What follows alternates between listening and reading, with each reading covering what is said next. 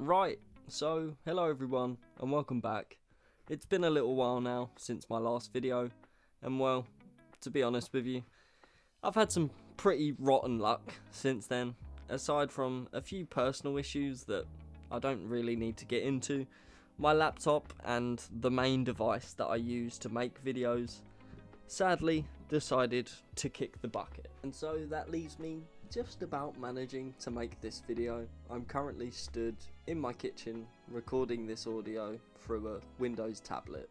So unfortunately that means you won't be seeing my pretty face for a little while, as I'm honestly not quite sure when I'll be back to normal. But thankfully, in that time since then, I have been able to treat myself to a few new games to try and ease that pain just a little bit.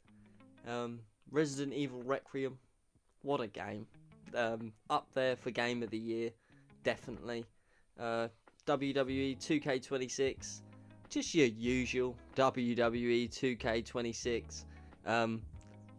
But a bit more arcadey, very much a bit more like the older games. I very much appreciate how they're leaning into that, but I very much do not appreciate the arse ton of microtransactions that they're trying to push at you with the new ringside pass thing. That's just a whole different thing in itself. But one of the other games being, obviously, Crimson Desert.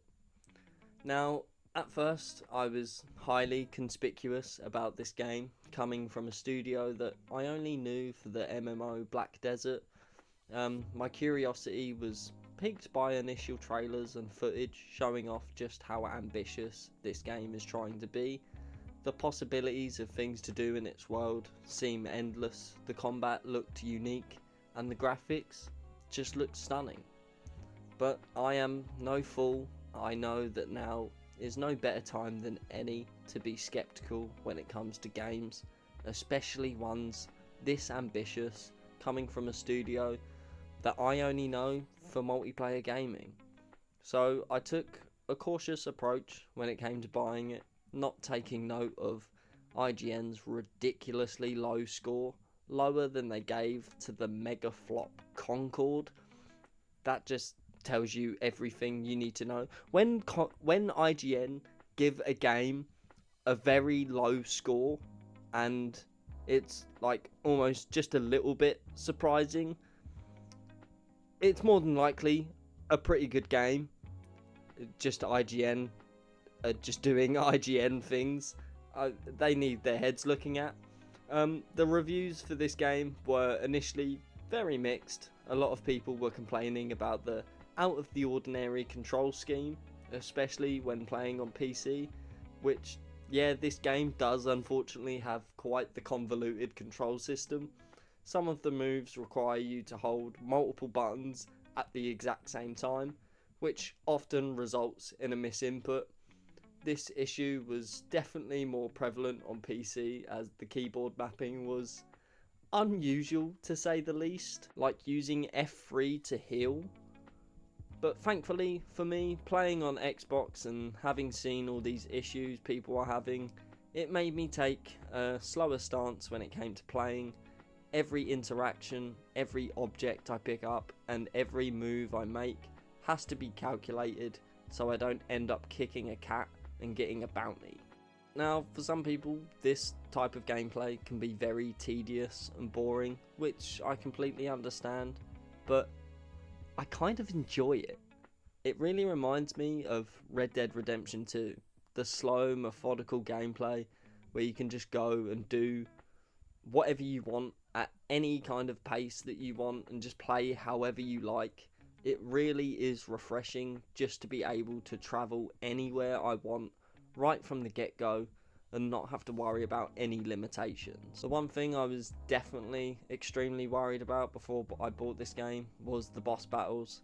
I was so worried that it's going to be too much of a Souls-like, and you see, I'm really not that kind of guy that finds enjoyment in endlessly dying to the same boss over and over again before I maybe finally get it after 150 tries or so.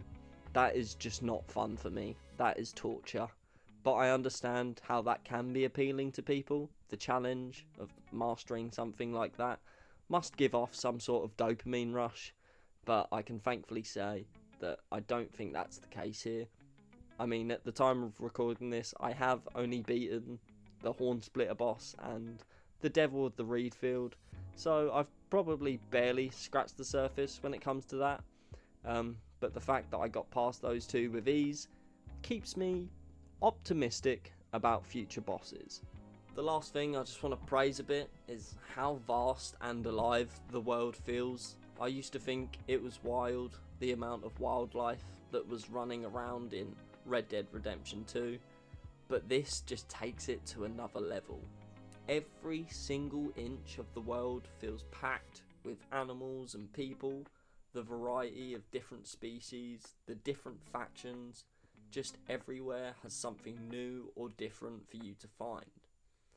I'm currently on my own small personal mission at the moment to find a bulldog to adopt and give its own armour, and I truly cannot wait to have him by my side as I walk into battle. But now, although this game does come with many pros, it inevitably is going to have its cons as well.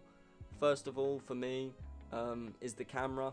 I'm constantly having to center it myself mid-fight, resulting in me taking unnecessary damage. Nothing too major, just a small thing that I have kind of learned to deal with, but it's still quite annoying. The next one is probably just more of a skill issue, well, more of an intelligence issue actually. Some of the puzzles in this game, for me at least, are hella confusing. The only one I can use as an example is the one right at the beginning, and I know this is going to make me seem like such a dumbass, because a lot of people have been complaining about this puzzle, even though it is very simple. I had no issues completing the main part of it. My issue was the very last thing. See, the wording of what they're telling you to do wasn't very clear, at least not for me at first. And after I looked it up, I immediately felt like an absolute moron. The resolution was so obvious that it wasn't. Again, probably, yeah, just an intelligence issue, but I don't want to miss out on the potential rewards for completing them. It's just truly a catch-22 scenario. Other than that though, I really cannot fault this game. It is everything I expected, and even more. I'm only merely hours into it at this point, so this is just a very brief overview of what I think so far. And yeah, if you enjoyed the video, leave a like, comment and subscribe. A lot of a different video today, and I'd imagine my next ones will be. Like I said, I'm not sure when I'll be back to normal again with the face cam and all that, but yeah, we're going to stick with, and hopefully this works out.